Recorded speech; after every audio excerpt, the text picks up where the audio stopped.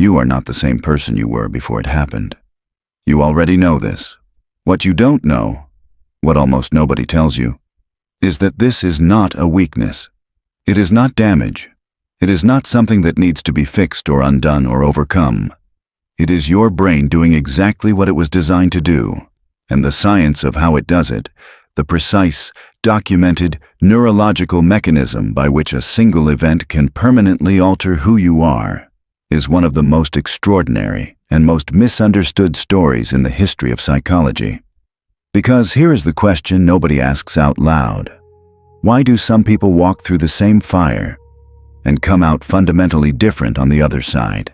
Not broken, not stronger, different. And why do others, people who experienced far less, seem to carry something that never leaves? Something that rewires the way they see threat, love, safety, and themselves. The answer is not about willpower. It is not about resilience. It is not about character. It lives inside a small, almond-shaped structure buried deep in your brain. And it has been making decisions about who you are since the moment you were born. Stay with me, because what I'm about to show you will change the way you understand every difficult person you have ever met, including yourself. I need to give you 3 things to hold on to before we begin. 3 ideas most people carry their entire lives without ever fully understanding. And once you understand them, you cannot unknow them. The first. Researchers studied 10,000 children across multiple decades and gave each one a score, a number between 0 and 10.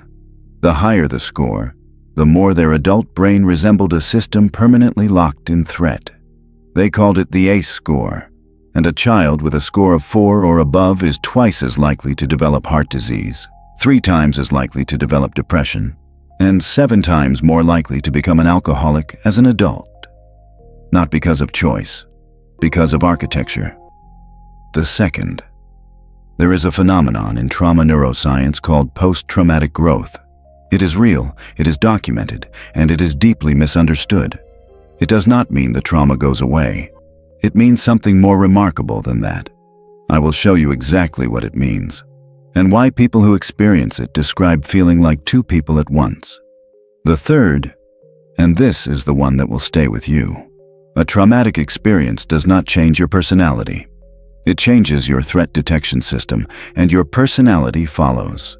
Everything you think of as who you are, your reactions, your patterns, your instincts in moments of stress or love or danger, those are not character traits.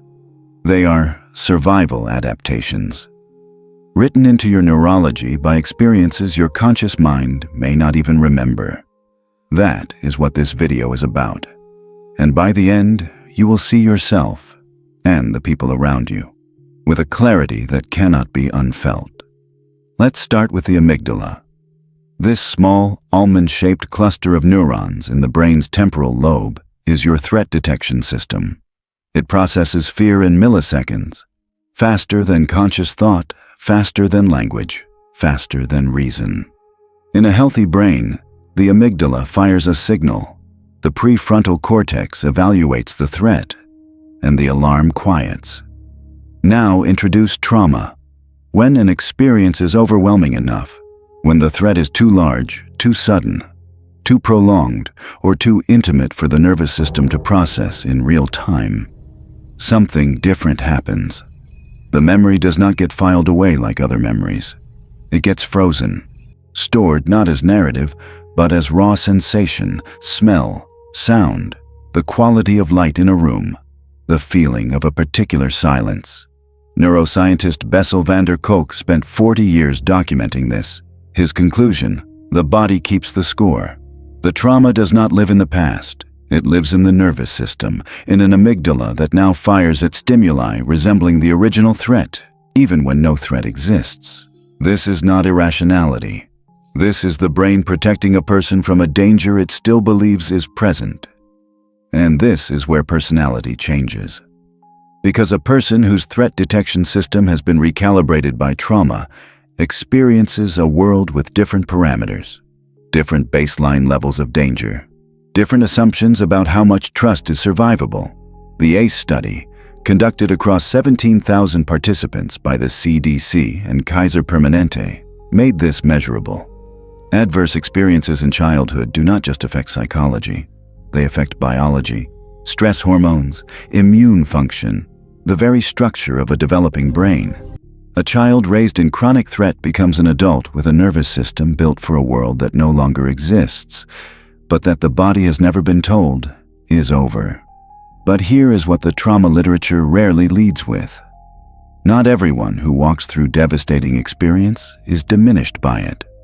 Psychologists Richard Tedeschi and Lawrence Calhoun identified post-traumatic growth, a documented phenomenon in which survivors report not just recovery, but transformation, greater appreciation for life, deeper relationships, personal strength they did not know they had, and an existential openness simply not accessible before the event.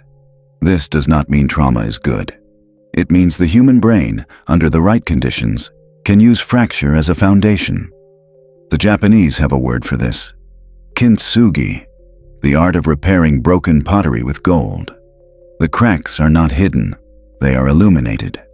The breakage becomes part of the beauty. The question is not whether trauma changes you. It always does. The question is what kind of change becomes possible when you understand the mechanism. You are not the same person you were before it happened. We said that at the beginning. And now you know why. Not because you are broken. Not because something was taken from you that cannot return. But because your brain encountered something it could not file away. Something it decided was important enough to remember in the most permanent way it knows. In your body. In your baseline. In the parameters of your world. Trauma does not change your personality. It changes what feels safe enough to be yourself in. And understanding that, truly understanding it, is not the end of something. It is the beginning of something else entirely.